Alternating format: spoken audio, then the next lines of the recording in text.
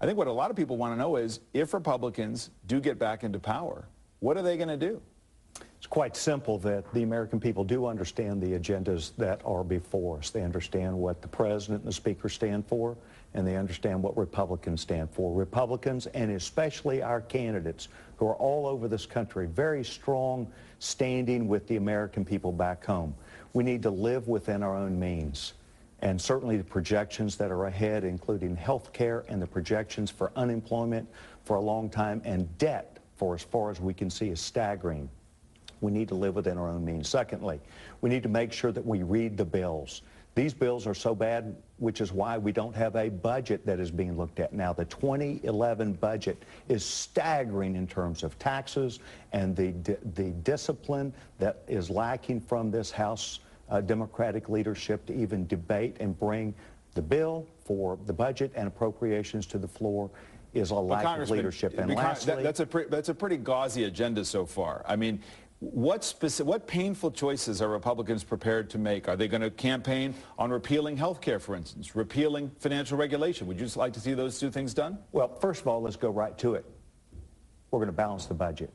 We should live within our own means, and we should read the bills and work with the American people. How do you do it? Tell me how you do it. Name a painful choice that Republicans are prepared to say we have to make.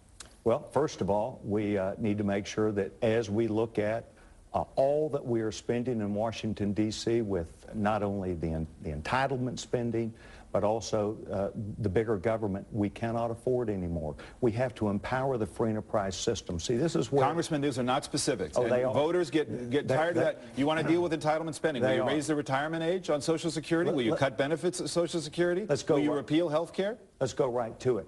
Do it. And Chris talked right about it. He wants to diminish employers' abilities to be able to be competitive across this world. We need to make sure that we allow employers, which was in that 52-page report that was presented to the President of the United States by CEOs in this country. We need to go back to the exact same agenda that is empowering the free enterprise system rather than diminishing. Senator, I'm sorry, I'm not hearing an answer here on specific what painful choices to really deal with the deficit. Is Social Security on the table? What will Republicans do that would give them, like 94, there was a contract with America. What are voters going to say, hey, this is what Republicans will say yes to? Well, the president has a debt commission that reports December the 1st, and I think we'd all like to see what they come back with. We've got three of our most outstanding members on that commission, Mike Crapo, Tom Coburn, and Judd Gregg.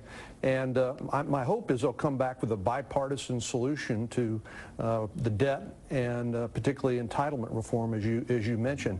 But wait a minute, conservatives need a Democratic president's debt commission to figure out what it is they'd want to cut? I say we need to do this on a bipartisan basis.